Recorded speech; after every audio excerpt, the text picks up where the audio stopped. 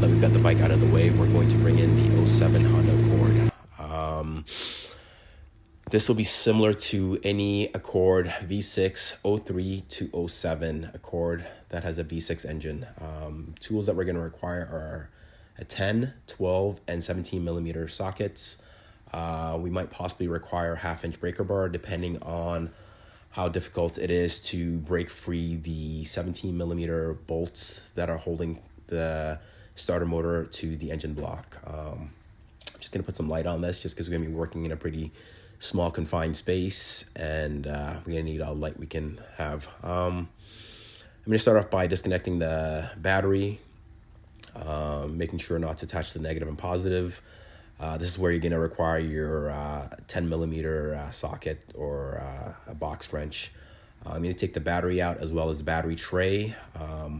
Initially, I was considering taking out the metal tray that the battery sits on top of, but my bolts were kind of rusted and I didn't want to cause myself any extra work by stripping it or causing it to become fused in there. So I decided I was just going to take the battery tray out and the battery out and kind of work with what I had. I was hoping that I could just use a ratchet just to get out the two 17 millimeter bolts that are holding the starter motor to the lower left engine block.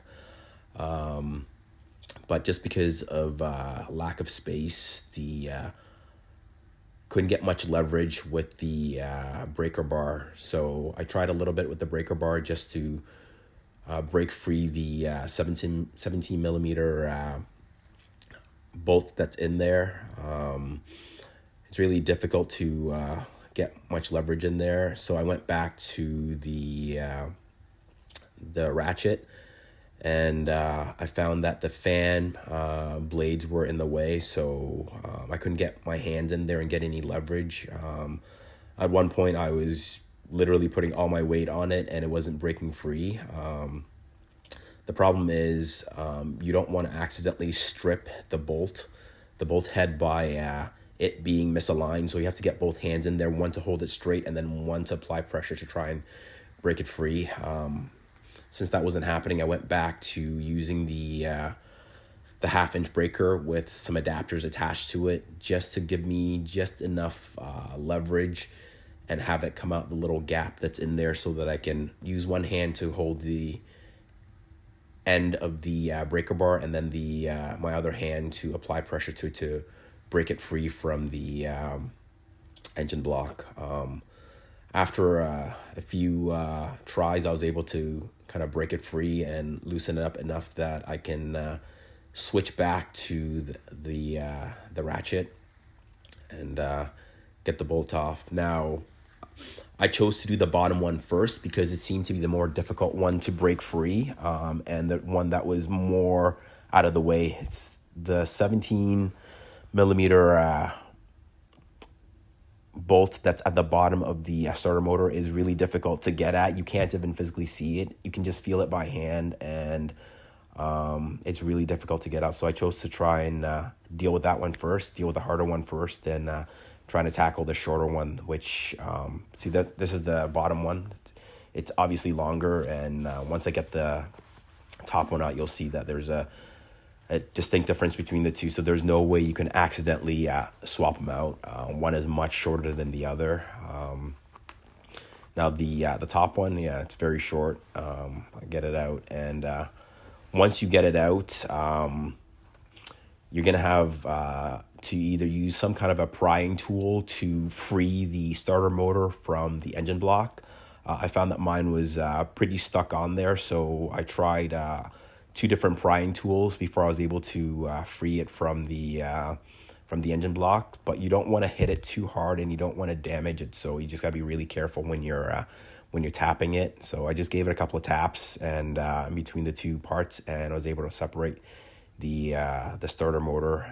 There's me pulling out the old one, and then I'm gonna grab the new one just to compare, just to make sure that it's exactly the same thing as the other one. Yep, they're identical. They've got a cable connector that's on the back. One uses a crimp style connector, and then the other one is a bolt style connector. So the bolt style connector that's in the very back is the one that's going to require the 12 millimeter ratchet to attach once you put it back on there. Now that I've got everything out of the way, I decided to use a wire brush to clean the connectors just to make sure that there's no corrosion or anything like that on there. I don't want it to be not functioning because there's corrosion on there, and I've now attached a brand new one to something that's got some corrosion on there. So I just gave it a quick little clean with the wire brush before securing the new one on there. Now, prior to tightening the two 17 millimeter bolts, I hand tighten it because I don't want to misthread it. So especially the bottom one, it's a much longer one, so I hand tighten it till it is nice and seated, and then I use the tool to tighten it the rest of the way. Mind you, I didn't tighten it as hard as the manufacturer had it tightened because I don't think it needs to be that tight for it to function properly, but I did tighten it with my hand, and then I used a tool to assist me to tighten it the rest of the way. Once I've got it all in there, I cleaned the other connectors for both the battery terminals, just to make sure that there isn't any corrosion on there either, because I mean, I'm already here, so I might as well clean it to make sure that my car's starting properly. I'm not having any issues while I'm at that. And just a side note, while you're doing that, make sure you wear safety glasses, just because you don't want that corrosive stuff to accidentally get in your eyes. During this entire project, I made sure I was wearing my safety glasses, and for the most part I was wearing gloves until I got to the point where I'm not able to tighten the bolts, just because it's really cold outside on this day, and I didn't want to be wasting time trying to tighten it with gloves on and it not moving anywhere, because the bolts are just really you lose a little bit of sensation in your fingers. So I just took my gloves off just to hand tighten the bolts while I was doing that. But now here I'm putting on I'm tightening the connector for the power cable into the starter motor. I first tightened that by hand first before I tightened it with the box wrench. That's a 12 millimeter box wrench that I'm using there, and then put the boot back on. And right beside that is the crimp style cable connector, that power connector that I've already attached and put the boot back on there.